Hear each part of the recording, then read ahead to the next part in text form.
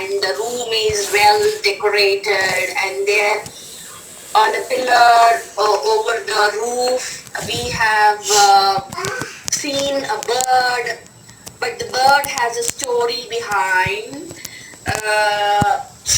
When she was a human, she was raped by her brother-in-law in a very cruel manner, and then she was denied from speaking the truth by cutting her tongue off, and then when her sister comes to know of this, both of them turn into birds and fly off. Okay, now these birds are singing. They are called the singing birds or nightingales. Today they are represented as. So there are many such references to the mythical stories and historical stories and so on. But why the title Game of Chess? Okay. So game of chess is very symbolic here, as the first section, the burial of the dead, it carried much of its symbolic significance, which is so relevant to the birth and death and rebirth life cycle phenomena. In the same way, this title, Game of Chess, also is symbolic in the way the game is played. Okay, the moves on the chessboard, different pawns. Okay, like you have the elephant, you have the king, you have the bishop, you have the knight. So these are the different pawns on the board of the chess. So how these move, okay, there's a particular pattern behind their moves. So these moves, T.S. Eliot, he brings it and overlaps them with the sexual moves. How a man very intelligently, if he has to move ahead in order to fulfill his physical desires, how he plans, how he moves cleverly, so that the other opposite pawn gets knocked off. Okay, so in the same way, we have seen how the brother-in-law has moved very cleverly and raped this girl, Philomela, and how he has, in a very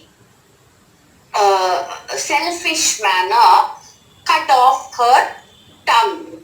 Okay, cut her tongue off.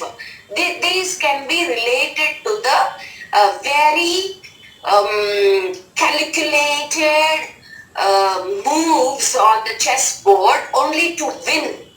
So the chessboard moves are related to the moves in a sexual act, and the moves are initiated and activated by the man. This is the symbolic significance. All right, very important.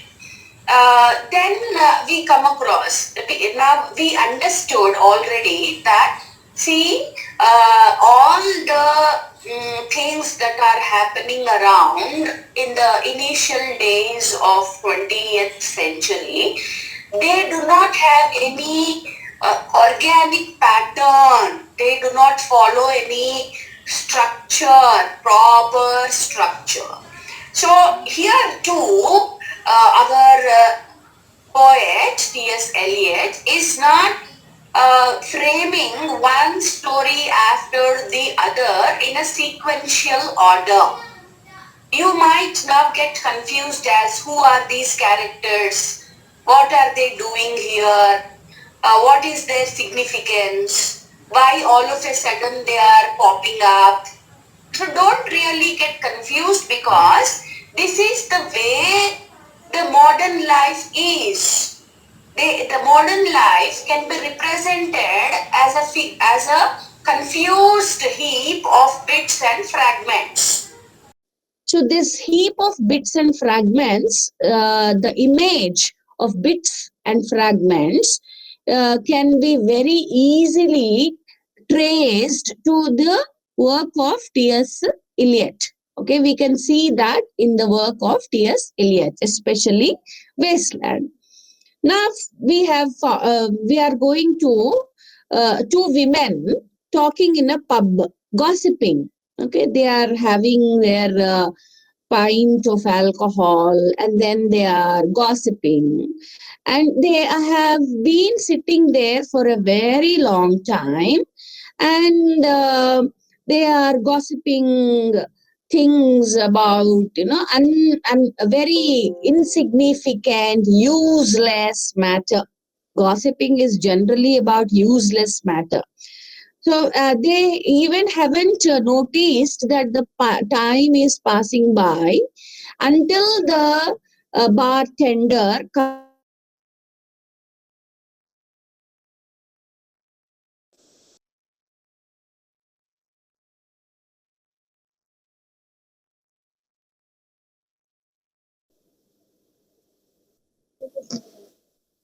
to them and Sorry, ma'am, unable to hear you. Yes, ma'am.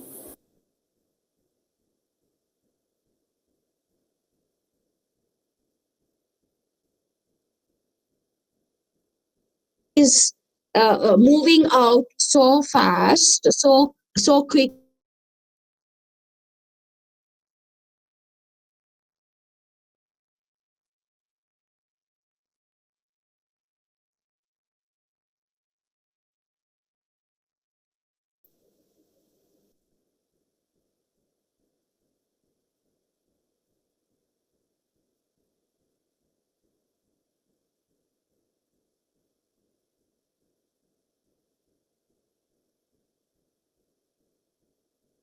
that Ma'am, can't hear your voice, ma'am. is the connection lost, or am I there? We couldn't hear you, ma'am. That's because I told you already, the phone thing. Okay, the phone was ringing. That's a real big problem issue. Okay, now it's back. Ma'am, start from that gossiping, ma'am. Okay, fine. Okay, fine. Mm, okay, see, these two women were gossiping in the pub, and then the bartender comes to them, warning them that the time is up. Hurry up, please. The time is up. The significance here is that, see, boredom is one of the important themes in Wasteland. But at the same time, you see, we do not have time for anyone. For example, uh, I when somebody asks me why you are not calling me, I have a very quick answer. I am busy. I am busy. Seriously, those of them who are seriously busy have a lot of time on their hands. Those of them who do not have anything substantial to do not have any time on their hands. This is how the equation goes. Okay. And so hurry up, please, hurry up, please, hurry up, please. Constantly, this bartender is asking them to move from the bar or the pub. Hurry up, please. It's time for the pub to close. So good night, good night, good night, ladies. Good night, lovely ladies. Good night, good night. So they bade goodbye to one another and then leave the pub.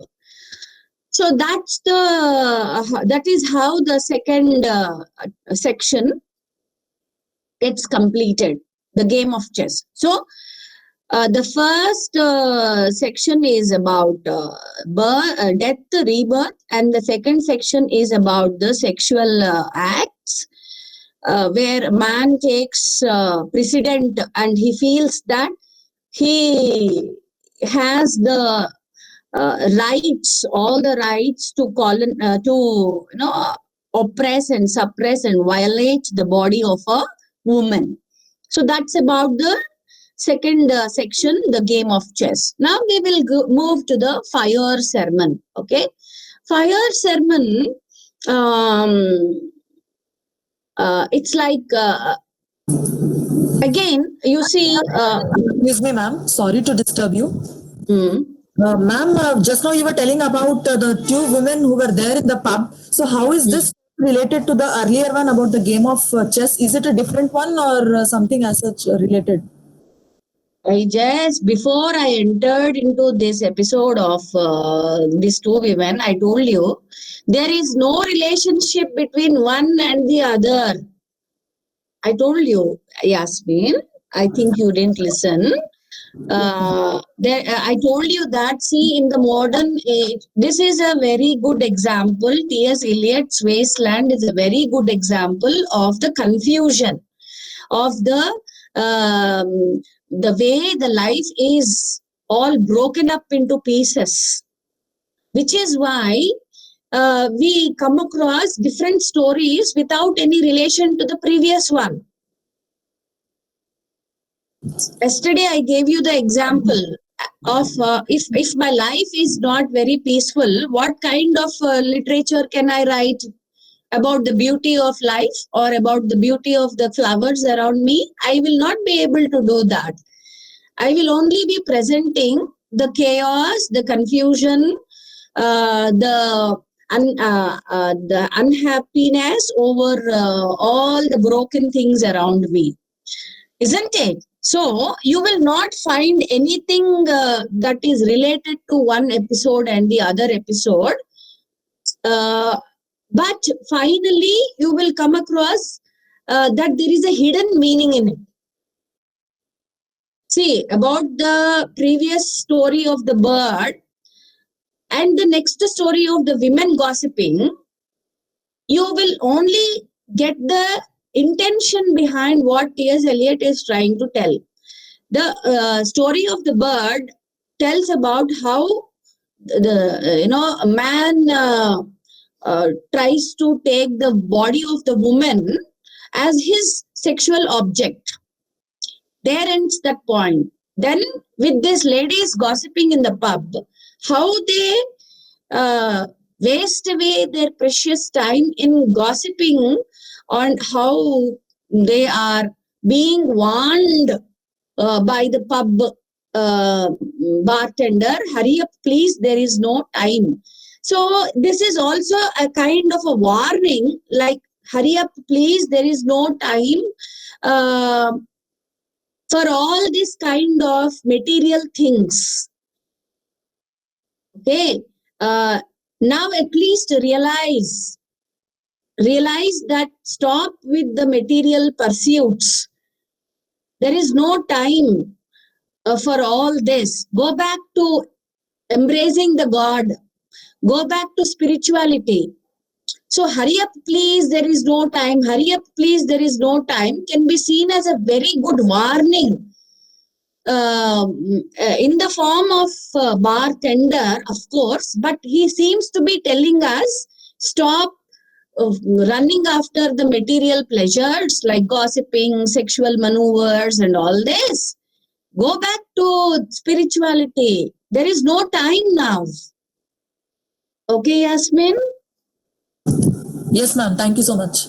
Only if you get that idea. Okay, because every point here is telling us to embrace the God, to go back to spirituality, because the land is wasteland now. Only because the land is waste, you are not coming across any episode that is speaking of spirituality, isn't it? See, the bird episode, does it speak of spirituality? No. The pub episode, does it speak of spirituality? No. Okay, so let them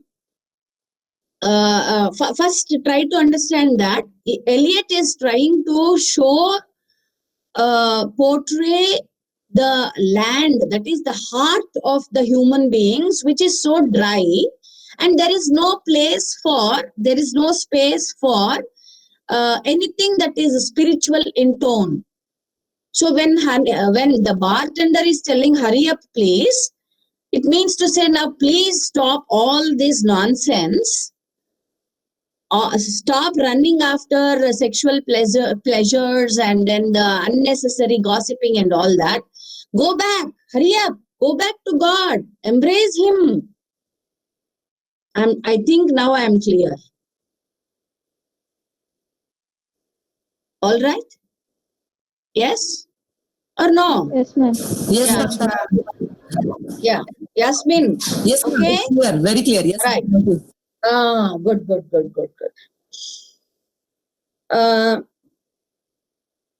So now we will go to the fire sermon. See, fire sermon again.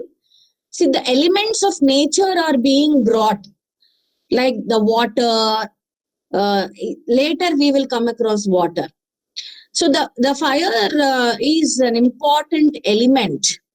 And then the sermon is the speech. Like the Buddha, it seems over the mount, he had sermonized about how the fire within the humans should be pacified. See, the fire is the desire. Okay. See, finally, the ultimate point what Eliot is trying to tell is to control our desires, like Buddha. The Buddha sermonizes, isn't it, that our body is burning like fire with all the worldly pleasures. Like we are running after luxuries, running after physical demands, and then desires, and then anything that is related to the body is temporary because it is burning us like fire. It's like keeping us passionate all the time.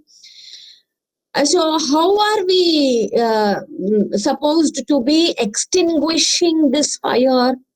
By watering it, isn't it? What is this water? Let us wait.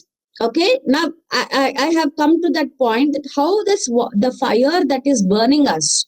So what is this fire? Fire is the physical desires. Okay, that everyone in the modern age is burning with. So that fire should be extinguished.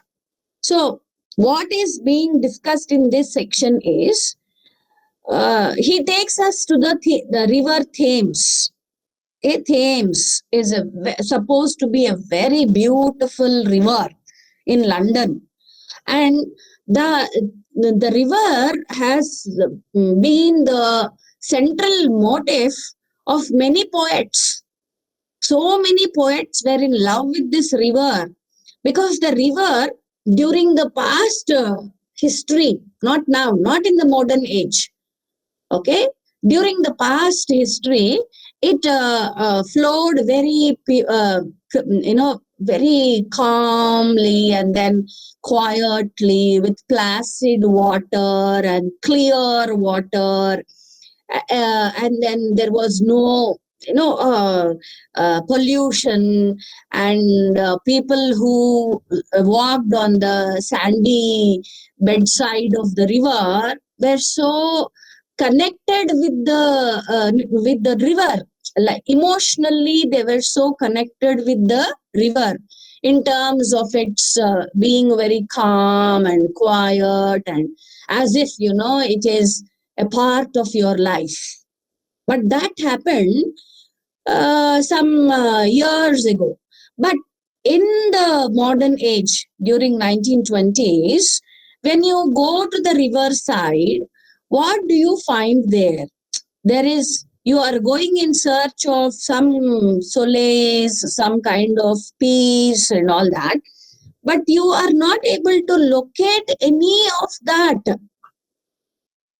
What do you find there on the river bedside, the bank of the river? Cigarette butts, okay, uh, tissue paper, silken handkerchiefs, empty bottles. It's like a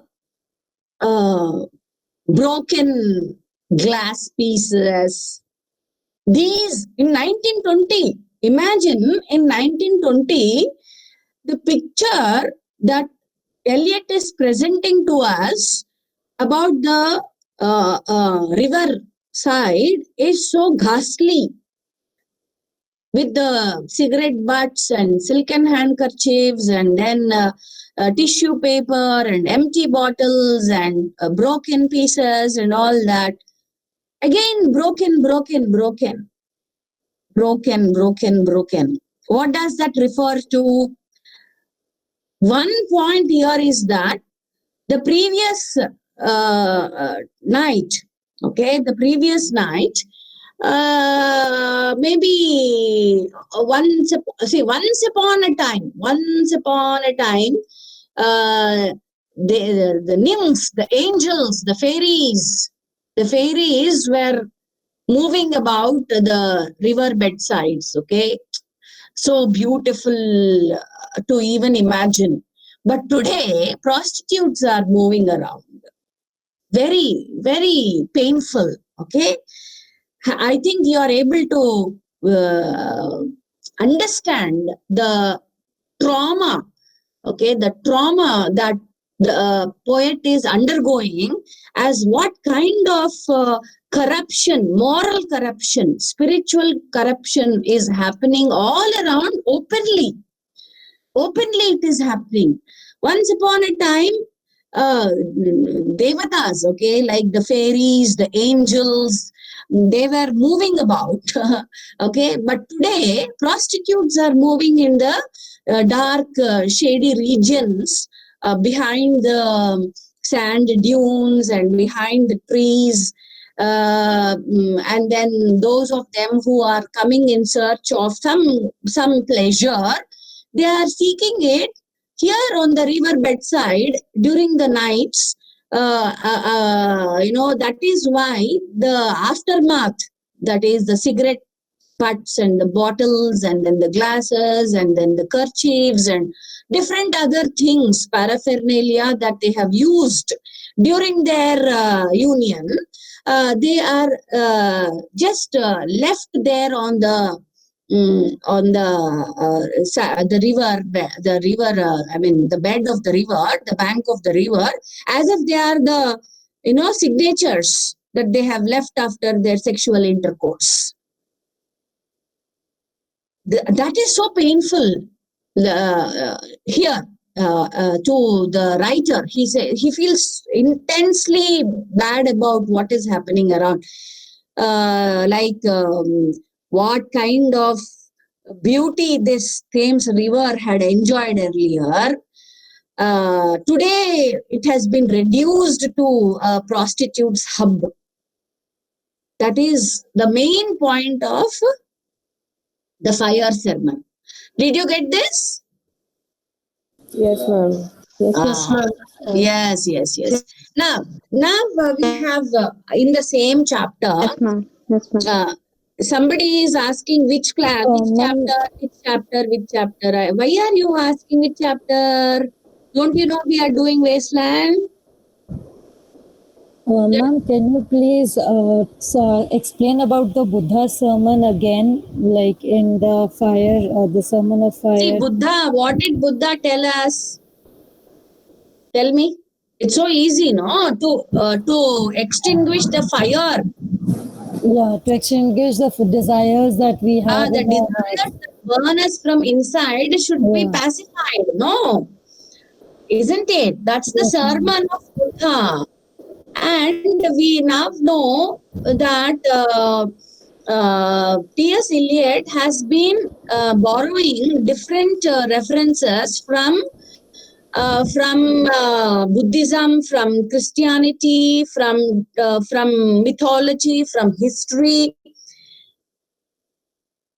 Okay, from different other books, holy books, and other kinds of myths. Okay, so which paper, please? Janardhan Garu?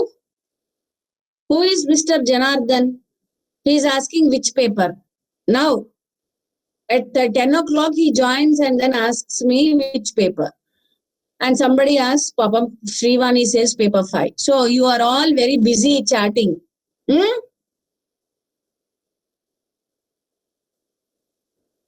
Okay. That is, we are now going to the next same fire sermon, the other episode. So, two women are seen washing their feet in soda water. Okay, they are washing their feet in soda water. Now, why are they washing their feet in soda water? This is not anything that relates with what is that pedicure. No, it is not pedicure. Okay, pedicure is something that the feet are washed in salt water, and that is different. Here, T.S. Eliot, when the mother and daughter, they have kept their feet in soda water. Very subtly, in a very clever manner, he is referring to again the sexual connotation, because after the sexual acts, they are washing themselves, just not the feet. Okay, they are washing their bodies with soda water so that they would not be affected by any kind of sexual diseases. Very in a very subtle fashion, he is saying they wash their feet in soda water. Okay, that means they are washing their bodies with soda water so that tomorrow they would not be affected by any kind of sexual disease, sexually transmitted diseases. Then we have a reference to one person called Tiresias. Okay, T-I-R-E-S-I-S. T-I-R-E-S-I-A-S. Tiresias is a combination of man and woman. He is neither a man nor a woman. He is caught between two genders. This is a very important point, because until then, the history speaks of transgenders, right? It speaks of instances of transgenders who have played special significant roles in taking decisions in politics, in economics, culturally, socially, everywhere. But they had their own respect and honor. But when it had come to the modern age, the transgenders have lost that somehow the society has forced them to lose their place of honor. The transgenders, they are now caught between two worlds. Their life has become so hopeless that they are seriously worried about, because they don't belong to either of the genders. So the issues pertaining to transgenders, the challenges that they have been facing, and then the kind of lesbian activities, sexually oriented differently, their sexual orientation is different. For both of them, for the gays, for the lesbians, okay, and then the transgenders, their sexual orientation is totally different. So here Eliot is talking about the figure Tiresias, who is the representative figure of the transgenders. Okay, there ends the point. Then we have another episode in Fire Sermon. A woman who has come back home from her regular routine job. Her husband also comes back from his job. There is no enthusiasm after coming back home. Oh my God, we are home. Finally, we can now seek happiness. There is no such excitement between the husband and wife. And after, they just lie down on the sofas, two of them. Then, as if it is a biological need, like if you are hungry, how you have your food. If you are thirsty, how you have your glass of water. And if you are sexually driven, how you have that with your partner. In such a same breath, like as if it is a biological need, but there is no love, there is no emotion, there is no intimacy, the psychological, emotional intimacy involved between the two partners. It is a very routine, a very common kind of an act.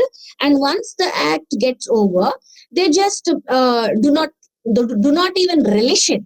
They do not even have the rudiments of love.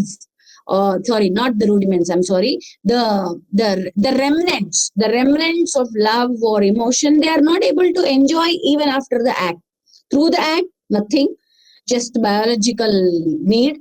After the act, they just depart, they just get separated, as if now my you as if you when you eat food and you get up from the table, in the same way the couple also, after the sexual act, they just get separated. There is nothing emotional involved. Eliot is so worried that why is there no love around? Why is everything being reduced to a mechanical act? Everything is being reduced to a biological act. Why is there no intimacy? Why is there no emotional bond? Why is there no spiritual strength? So man is losing out on all these important elements that keeps him alive to humanity. So a human is a human when he responds to elements like love, emotions, feelings, all that. But in every act of his, like how he does his typing, how he does his, how he walks, how he drinks, how he eats, how he has his sex. So all of them are put on the same lines, which is very, very demeaning to the humanity.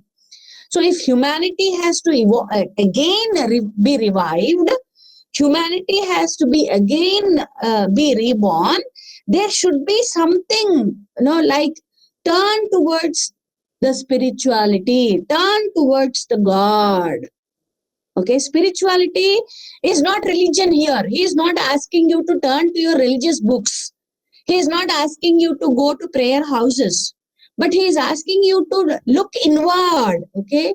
Uh, Look within yourself, introspect, question yourself whether you are exhibiting and demonstrating all these kind of human traits. We are all human beings. So do we really have these human traits within us? Are we demonstrating love? Are we able to love people properly, fully, with our heart? Okay, are we able to show our human emotions? Even, at every turn of our, every turn of any event that is happening during your day, during your night, at home, outside, in the office, wherever it is, every act is mechanical. Every act is, narrowed down, boils down to it as if it is a mechanical doing, no emotions involved. Okay, so he is worried about that. If people are constantly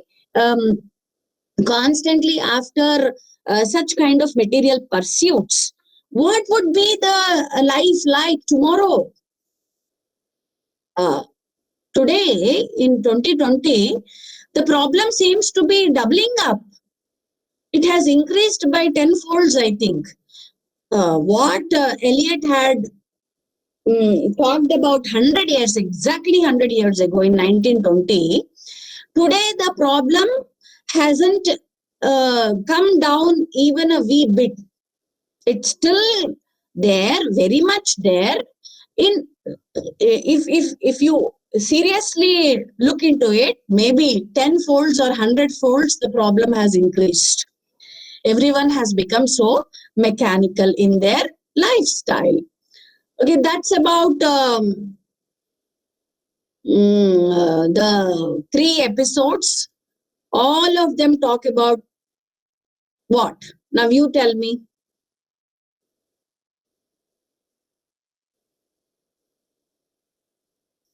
Did you understand this?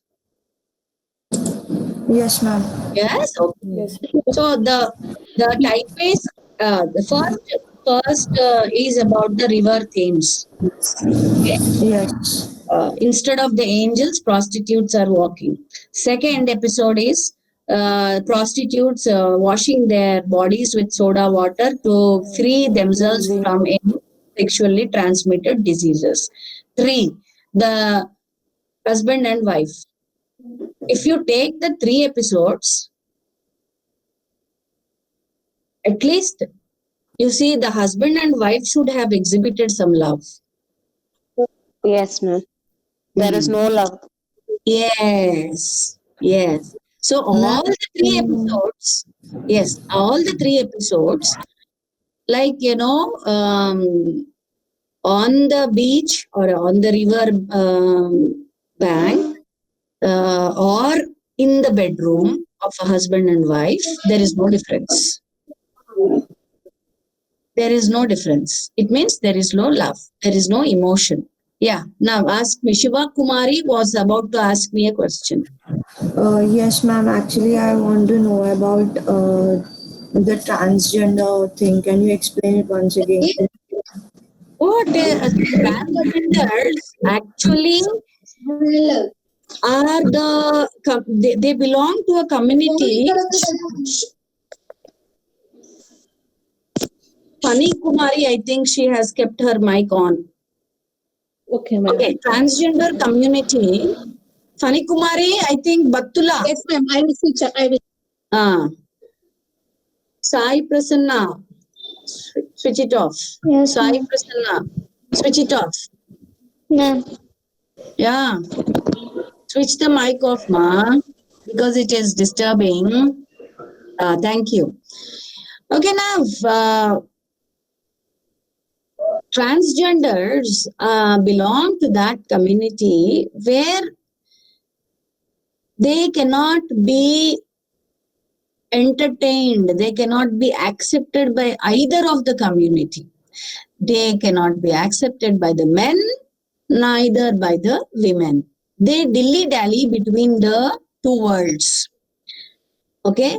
And issues, they have their own challenges. And their sexual orientation is different. Nagaraj గారు ఇప్పుడేనా మీరు వచ్చారు? Narla Nagaraju.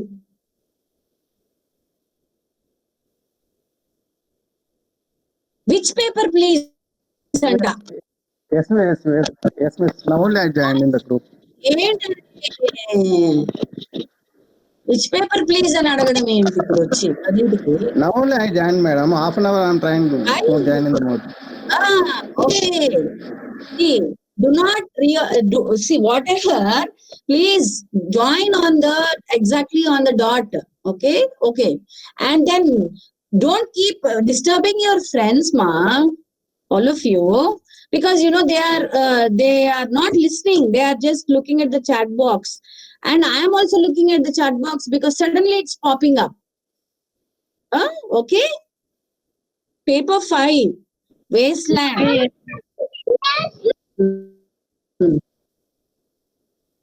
Paper 5, wasteland. Almost we are completing it. Hmm. Ma'am, Okay, it's now, my humble request. Please consult to the coordinators of our officials to extend the limits of this joining group.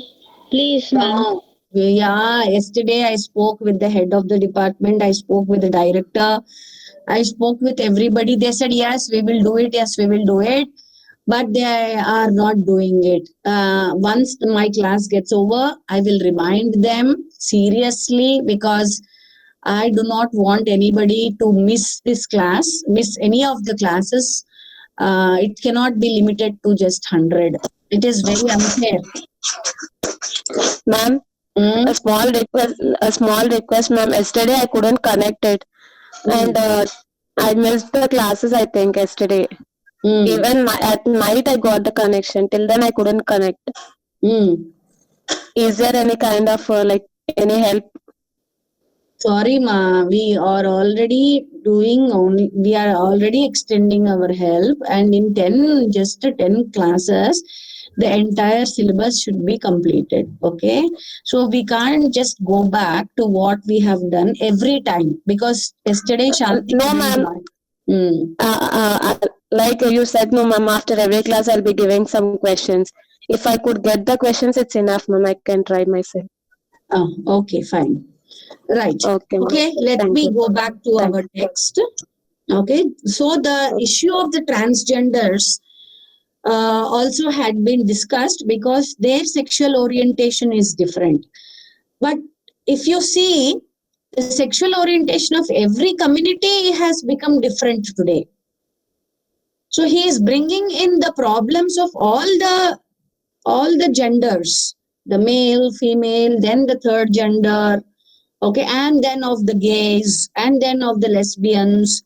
So everyone has is here representing his issue or her issue, which the society until then has locked up.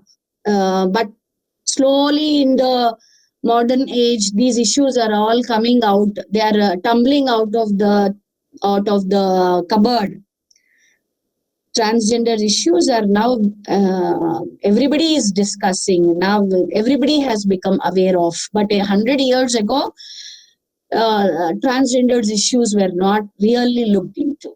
But it is wonderful that Eliot has started the discussion 100 years ago. Now we will go to the fire, death by water. Okay, now see, if you are in the previous section, it was burning and burning and burning of the desires, by the desires, and so it has to be extinguished. The fire, the physical fire that is burning every human, has to be extinguished. So what is the element that you use? Water, isn't it? Water is the element that is used to extinguish fire. So fire here is the burning desire. So water here is the saving grace. Water is very significant spiritually, physically, religiously, in all the aspects of our life. Water is very significant. Water is very important.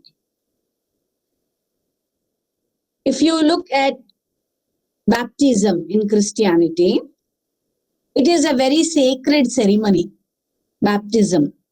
At the time of baptism, the person who is to be baptized, he is, the pastor, the priest, he, drowns, like he makes the person who is ready for baptism, he plunges or he drowns the person into the water, then he brings him up, then he does it again, then he brings him up, then he does it again, then he brings him up 3 times or so. This ceremony, the ritual practice of baptism, takes place in water. So what is water? water is an element which helps in cleansing, which helps in purification. It is a purifying element of the sins. Okay, and the very purpose of baptism is that you are reborn. Once the baptism ceremony is over, the priest tells you that you are a reborn person now. What is reborn here? What is the rebirth here? It is related with the 3 times of dipping him into the water. He dips him in the water 3 times. It means he is dead. Symbolically, he is dead, not physically. Okay, death by water. Symbolically, he is dead. And then the water is purifying him. And once the ritual is over, he is reborn. Symbolically. It means the past sins, the past whatever ugly life that he had led, it is to be gone now. It's gone. It's dead. That person is dead symbolically. He is again taking birth symbolically. It means that from now on, he is going to lead a very pure life. Rebirth. He has now taken birth again symbolically by dying in the water. And from now on, he is going to lead a very different life. What is the different life? Spiritually enlightened life. Spiritually nourished life. That is the beautiful symbolism that we are going to get through this section, death by water. Death by water. Now, if you go back to the previous sections, burial of the dead. Okay, burial of the dead. Already, the dead has been buried. Next, the different physical activities that had killed the man spiritually, symbolically were referred to in the game of the chess and the fire ceremony. Now he has to pass through this rite of passage, which is death by water. If he symbolically is dead, to forget about the past dirty life where he was running after material pursuits, material, mechanical life without having any human emotions, which we are all supposed to be enjoying. We didn't. Experiencing it, we didn't. Once we are dead by the water, it means baptism or ritual death, ritual rebirth, symbolic death, symbolic birth. Only then we will be able to lead a better, beautiful life. Very, very, very important for all of the people around who have all been like dead people, zombies. They are all dead people. Like how the people on the London Bridge were walking dead spiritually. So they are all supposed to be passing through this ritual of death by water. Only then they will be revived. Only then they will be resurrected. Only then they will be reborn. Only then there will be hope. Hope for the world. Hope for themselves. Okay? Next we will go to what the thunder said. Are you all there, my dear students? Yes, ma'am. Yes, ma'am. Yes, ma'am. Don't you Yes, think ma'am. it? Yes, Don't you? ma'am. Yes, yes. Yes, ma'am. Yes, yes. Ma'am, Don't you? I didn't follow the zombie thing. Can you please clarify it once again, please? What is it, ma? Ma'am, the zombie part, how Zombie is a person who no, is no, dead that and I walking. know. That I know, ma'am. But this Ah. episode, like, what is TSL trying to say? This is not Motta, clear. I told you totally no that the previous episodes were about how we people are leading the lives of dead. Dead. How are we dead? Spiritually, we are dead. Okay. Emotionally, we are dead. We are not enjoying our human emotions. We are not experiencing our human lives the way we are supposed to. Why is he calling us dead? Because we are dead to all these human experiences and open to what? Open only to materialistic things. So he is asking, how can there be any hope? There should be hope. No, he should not end his poem on a very hopeless kind of a thing. He has to instill some hope. Okay. So hope comes only when one Manasa, please switch off. Manasa, please switch off. Okay. Only when the hope is only when you embrace spirituality. How symbolically it should be done. In Christian fellowship, there is this concept of baptism. Okay, it means any person who wants to be reborn, like forget about the worst life that he had led. He wants to go back to God. He wants to go revive his spiritual side. Then he approaches the priest. The priest takes him to a water body, okay, and then dips him in the water. Symbolically, he is dead. Once he gets up from the water, he is born again, symbolically. It means from today, you are a new person. From today, you have started living a new life. You are born again. So, this born again life should not be wasted. How should it be?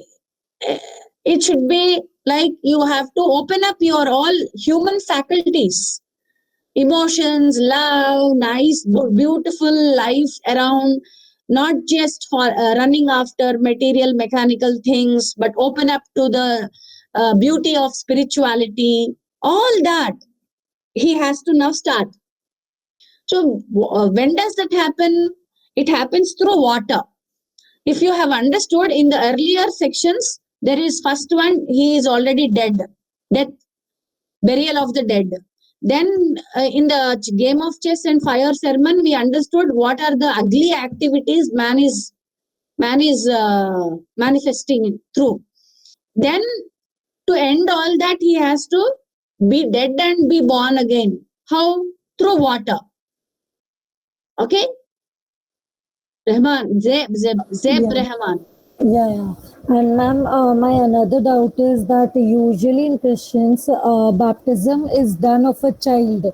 So over here, is it meant that the child who is born and so he is getting purified of the deeds that he did in his previous life, because this life may be considered as a rebirth. So is it done to purify the soul of the person or a child for the sins of the previous life? Because usually, as per, I'm just connecting two things, I know, but is it done to purify the soul of the deeds that was done in the previous life? Is it that way? Just No, ma, no, ma, no, ma. That is not related to this at all. Okay, okay, that's okay, not related. Okay. okay. Next. And ma'am, there's one more thing, that what is Philebus referred to in the poem when it says that Philebus the Phoenician fortnight dead? Okay, that is the card that the lady tarot card. That sailor is the one who is buried in water, okay, or drowned in water. So there is this trace of how one is drowned in the water and how he gets purified. Drowning in the water is symbolic, not the physical drowning, but it is a symbolic drowning. Now we are moving to the last section, what the thunder said. Okay, thunder. Again, this is one more element. Actually, if you have done Paradise Lost, you would know that God speaks through different elements in nature. So what the thunder, one of the important elements in nature, is trying to tell us. Is there anything that nature is trying to tell us? Yes. Thunder is also considered to be the powerful potential of the God. Okay, it is a very powerful potential which is with the God. So what is God trying to tell us through thunder? Now when here we have approached, two people seem to be walking.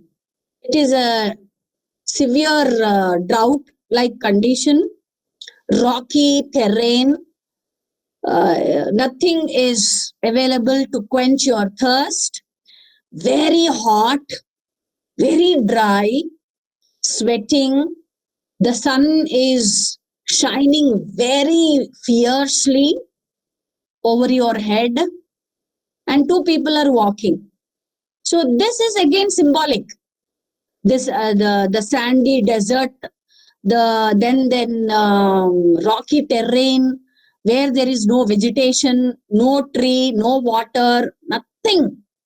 So this is the kind of hearts, the wasteland that we are all carrying with us. Our hearts are all rocky terrains, dry, infertile, barren, without any trace of life. Nothing can grow. Nothing can no vegetation can ever be possible in this kind of a place. That's the kind of heart we are all carrying with us now. So when somebody is walking in this place, it looks as if there is a shadow behind.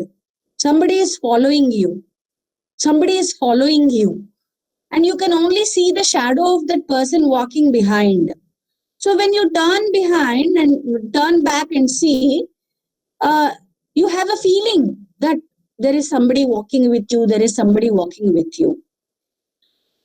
This feeling, if you seriously examine, who is walking with you? God is walking with you. He is there behind you to help you, to retrieve you, to help you out from this distress, from this miserable conditions, from this rocky terrain. He wants to redirect you towards very fertile ground. We know that there is God behind. That's why we have this feeling, who is walking behind me? Whose shadow I can see? So subconsciously we have this feeling that God is walking behind us to protect us. But we are not listening to Him. We are not turning back and embracing Him. We are not holding Him tight. He is there. He is there. He will not leave us. We are leaving. No. We are leaving. He is not leaving us. We are leaving Him. And He continues to be with us until we fall into the deep abyss of hell. He tries to help us. He tries to hold on to us. He tries to tell us through different means that you are heading towards a very, very bad phase. But we are not listening. So where is the hope? Where can we find the hope?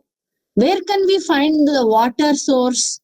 Where So he says, walk until you see the rock. Until you see the rock. Huge rock. Where the rock is bleeding. You can see the red smears of blood. Soil, the spots of the blood on the rock. You go there and then take shelter under the huge rock. So this rock is the Christ. On this rock he has been nailed. He has been crucified on this rock. Okay, and he has shed his blood. And his blood is so pure, very pure, to clean the sins, to cleanse and purify the sins. So when you go and take shelter under that rock, you will be, saved. The salvation takes place only when you lean and take shelter under the rock, bleeding rock. So that rock is the symbol of Christ. Symbol of Christ who has shed his blood on the cross, which was raised, which was hoisted on this rock. And then Eliot says, towards the end of the text, he refers to the Indian scriptures. He comes to the Indian scriptures and says that the. There are three sounds. The. He constantly repeats those three sounds, the, which are very important. Datta, Damyata, Dayatvam. Datta, Damyata, Dayatvam. Don't worry about that. It means Dayatvam, compassionate. Be compassionate. Okay. Then charity. Believe in charity. Whatever you have within you, with you, share it with the others. Be charitable, be generous, be kind-hearted, and share. Serve the needy. Then control. Keep your emotions in control. Only when you keep your emotions in control, there would be peace. It means when I am angry, I am going out of control. My anger cannot be stopped and controlled. What happens? I might go and kill people in my anger. I might go and cause damage. I can harm people.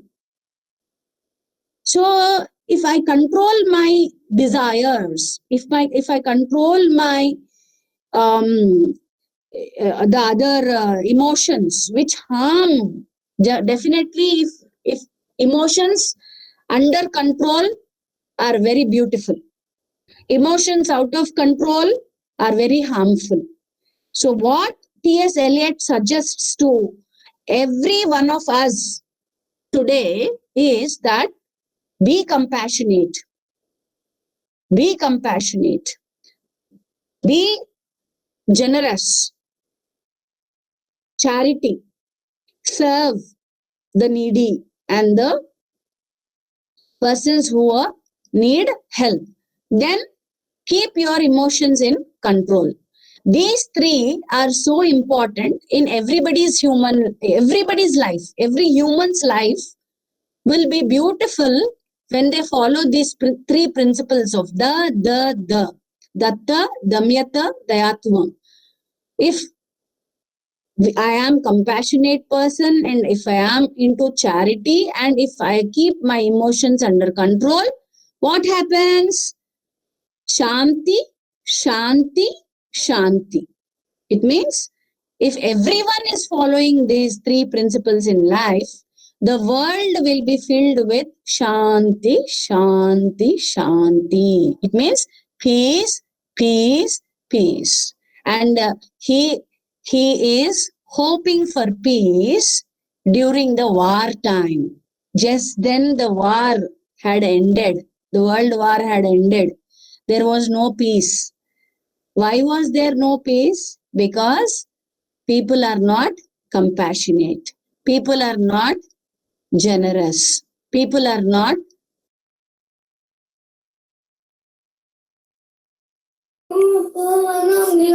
Emotion.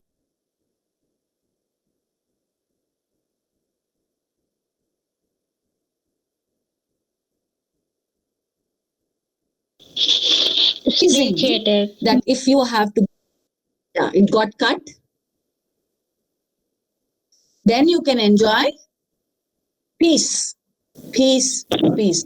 The last three lines of the text are Shanti, Shanti, Shanti. He didn't say peace. He ended it Shanti, Shanti, Shanti.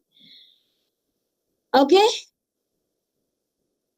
This Yes, is the ma'am. end of the text, T.S. Eliot, and I congratulate you all because the wasteland is considered to be the most difficult and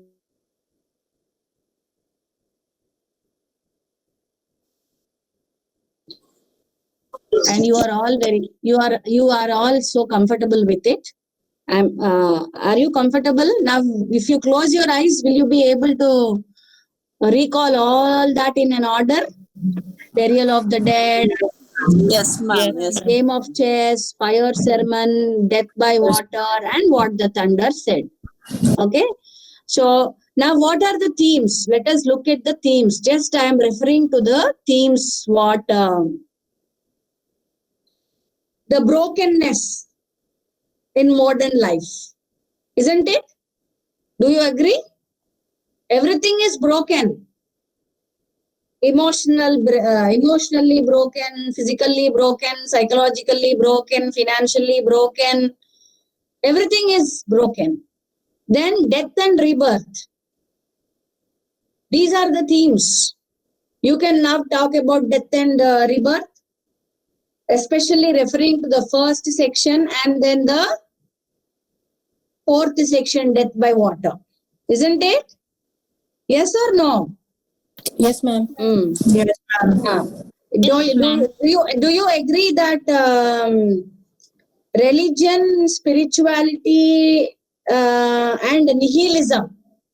See, nihil, Nihilism.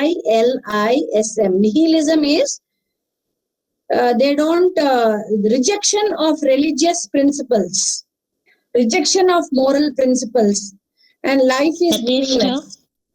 Nihilism.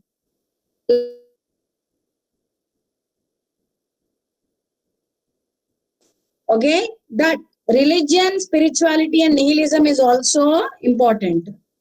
Next is, you know that sex, lust, and impotence. Impotence in transgender's life. Somebody has asked why transgender. I told you that their sexual orientation is different, didn't I? Yes, ma'am. You do. Right, right. Then memory, past, zombie like, sorry, I will not. And these are the spiritual rebirth. I'm sure if you have taken the notes, my dear friends, if you have taken the notes from the beginning until now, you need not refer to any book. At the time of your exams, if you just go through what you have written down, you will be able to build an essay on your own. How many of you are confident now? Yes, ma'am. Yes, ma'am. I have 99 students. I have 99 Yes, ma'am. students here. Yes, ma'am. Yesterday and today's class, I'm very Yesterday I confident. didn't listen, ma'am. I was not Shailaja, I'm sorry, Shailaja. Yes. From the game of chess to till now, I'm very clear, ma'am. The first day I didn't listen class. Okay, no problem. That's about birth and rebirth. Okay. Okay, ma'am. I can cover it. You can cover it. Fine. So may I now take 2 minutes break to drink some water and come? Yes, ma'am. Yes, ma'am. Yes, ma'am. Sure, ma'am. Good. Okay, Good. ma'am. Good. It is 10:43. I will come back at 10:45. Okay, ma'am. Okay, ma'am. Okay, ma'am. Right.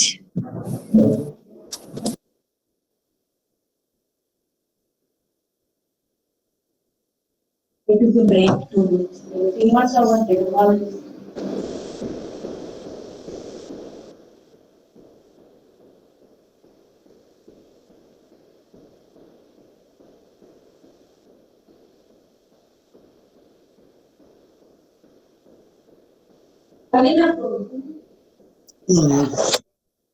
Hello. Yesterday, were everybody able to connect to the class? I had some technical issue. Yes, we were able to connect.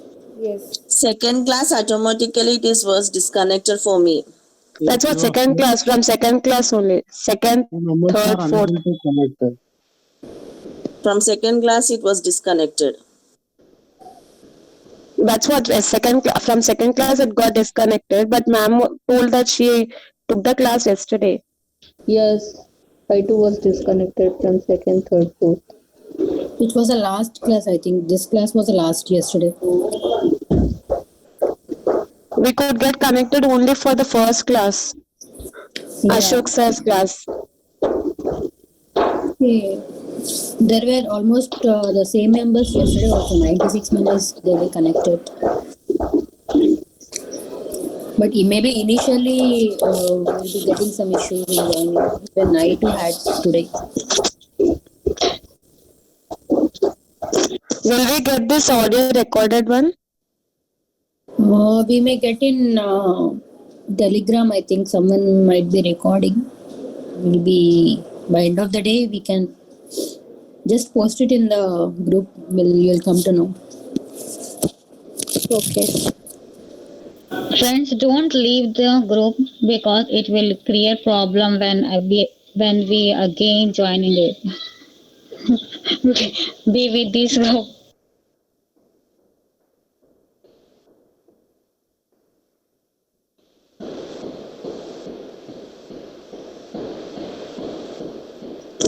Do any of you know from when we are going to have exams? December? Any date is confirmed? Date is not confirmed. They will issue it seems. Okay, thank you.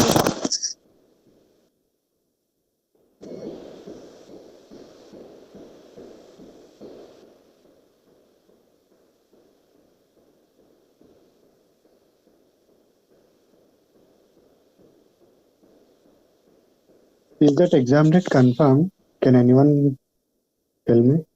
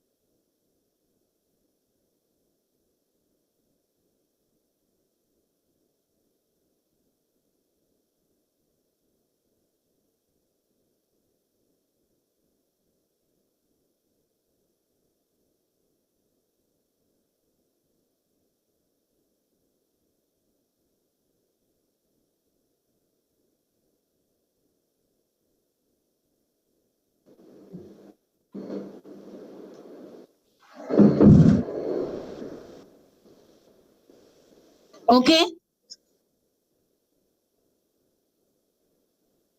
I'm back. Excuse Yes, me, ma'am. ma'am. Yeah, ma'am, a question is being asked like examine T.S. Eliot's Wasteland as a critic of temporary European civilization. So, what are you supposed to write for this if such a question is being asked? Okay. See, European civilization. What does it? What does it portray? If you have seen all invasions, temporariness, and then pursuits, material pleasures, material pursuits, their philosophy is not deep into spirituality. Unlike the other Oriental cultures, okay? So that is the critique. That is the criticism that which is why he has taken reference from the Bhagavad Gita, from the from the Indian scriptures. He has taken help from the Indian scriptures, and he concluded Wasteland by quoting the Indian scriptures, Shanti, Shanti, Shanti. It means very clearly that this kind of strength doesn't come from the European civilization. Strength comes from Shanti. Is that so? Isn't it? If you are leaning to these three things, compassion, generosity, datta, damyata, dayatvam, why did he take it from the Indian scriptures? Because such a thing is not available with the European scriptures, with the European culture. Is that okay, ma?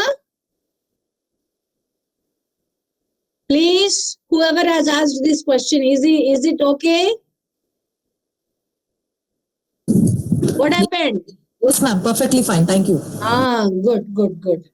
Now, already we have only 10 more minutes left, but I will introduce you to the next unit I would like to take. That is Saint John. Okay, Saint John.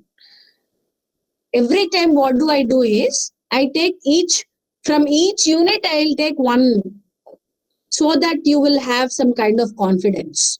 Because your choice now is very vast. At least if you are very perfect with one text from each unit, you will be happy, I'm sure. Isn't it? Yes, What do ma'am. you say? Yes, ma'am. See, completing one full unit is meaningless now. First one unit, something from one unit, then go to the other unit, then go to the other unit. So that by the end, we will come back to again what we have not done. That's my style. Is it okay? Okay, ma'am. Right. Yes, Now, ma'am. shall we now go to St. John? Yes, ma'am. Yeah, St. John is very interesting. Again, like Wasteland. See, literature is such a beautiful and a very strong unit that keeps us grounded, that keeps us rooted to our, human relations. St. John is a text which was written in the 20th century, first half of 20th century. The writer is George Bernard Shaw. G.B. Shaw. He is known as G.B. Shaw. This text, St. John, talks about a young girl, a girl who is just 17 years old, 17 years old, from France, which is a real story, which has really happened in the history during the 14th century. Okay. Maybe 400 years, 500 years ago, this story had happened in the history of France, where a young girl aged 17 years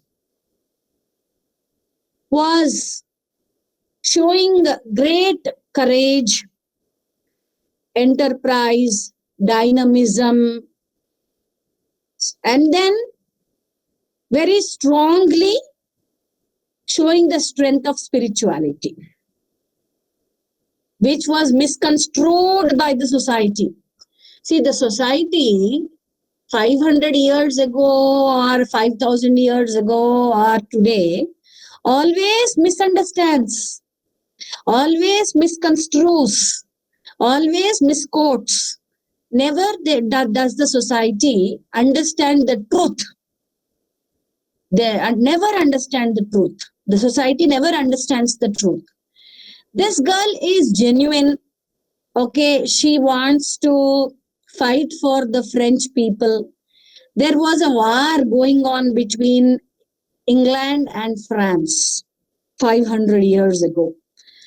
And England was overpowering the French. And the French people were battling it out. They were trying to save their country. At that time, this girl, she fights for France against the English people. Good. What is wrong in this? Nothing. Today we have so many women in our army, military, marine, everywhere we have women. But this happened 500 years ago, when the society was absolutely orthodox, when the society was conservative, and especially when in Europe, the Catholic Church was the only denomination. There was no Protestantism then. Okay? Catholicism was the only denomination at that point of time where the church was very powerful.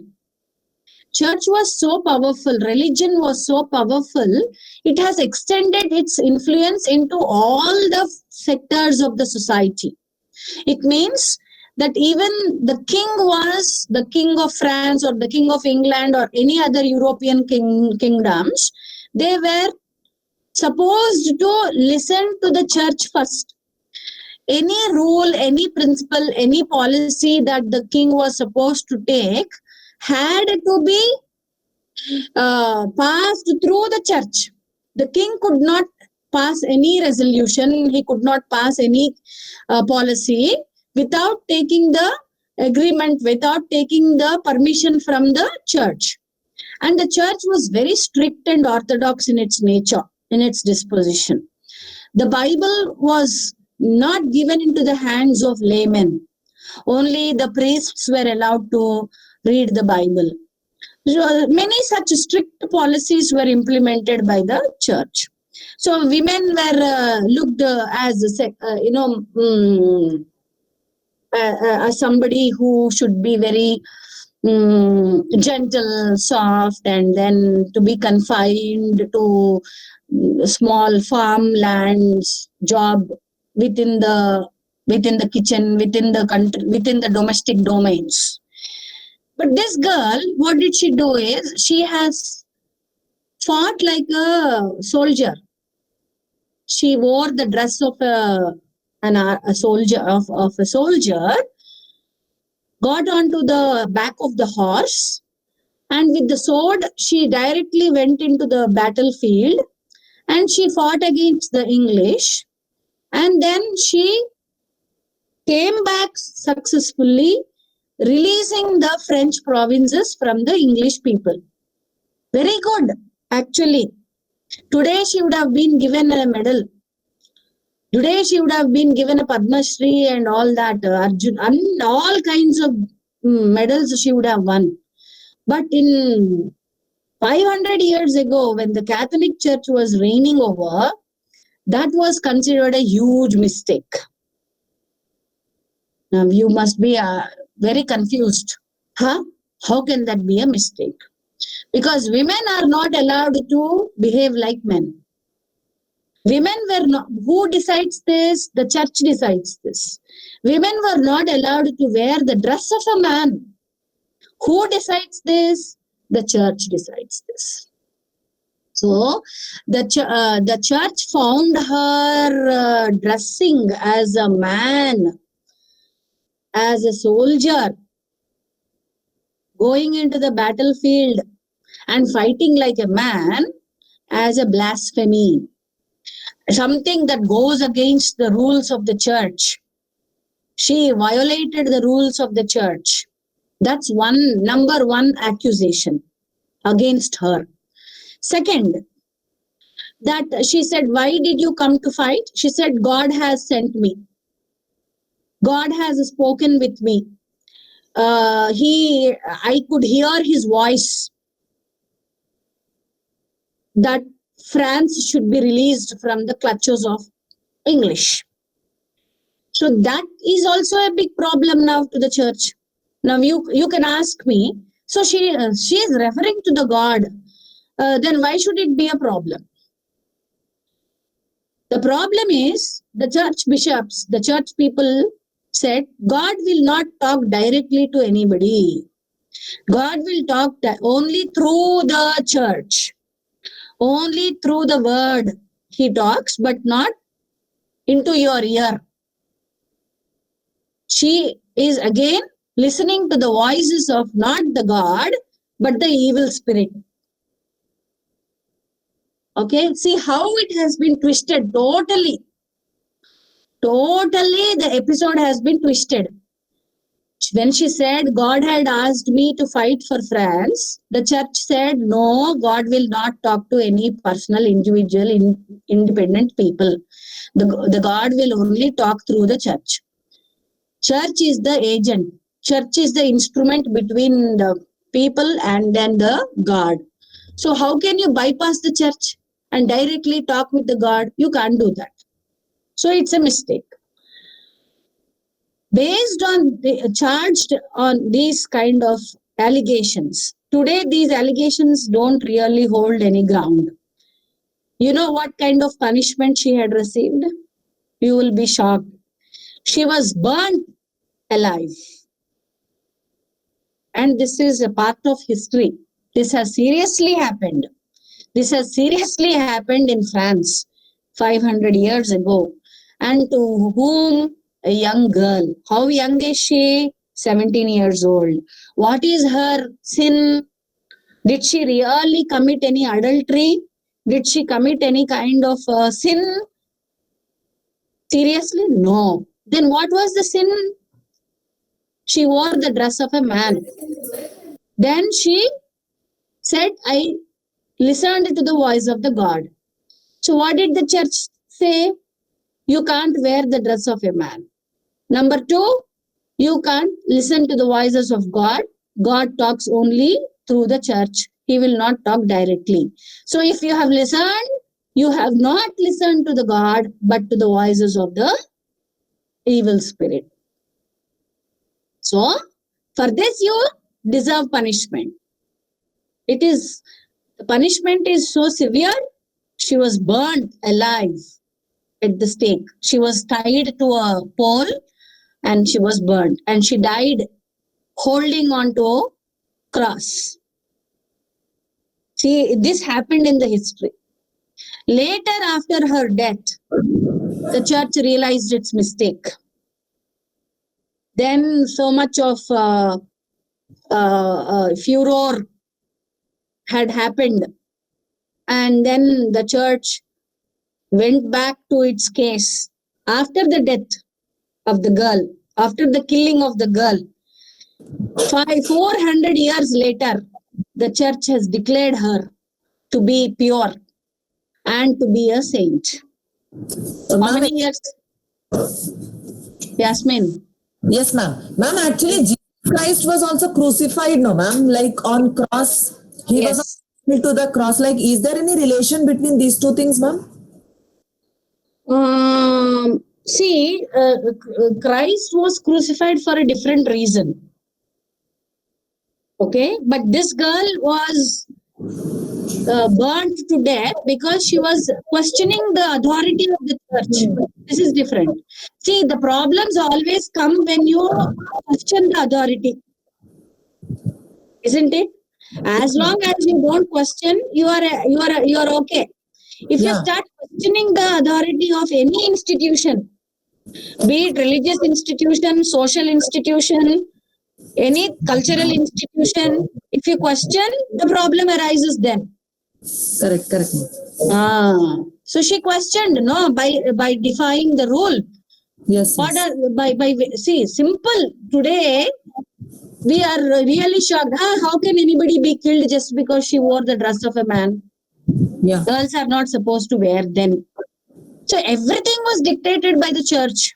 Then Catholic Church was very, very strict. Okay, so for today, I will stop here because it is time for your next class. I hope you are all doing fine. And then next Friday, I will have your class at 11 or so, second hour, not at 3:30. Okay, because Vijaya madam and I have exchanged it. So until then, have a nice day. Bye. Thank you, ma'am. Thank you, ma'am. Thank you, ma'am. Thank you. Thank you. Bye bye. Thank you, ma'am. Yes, thank you, ma. Bye. Thank you, ma'am. Yeah.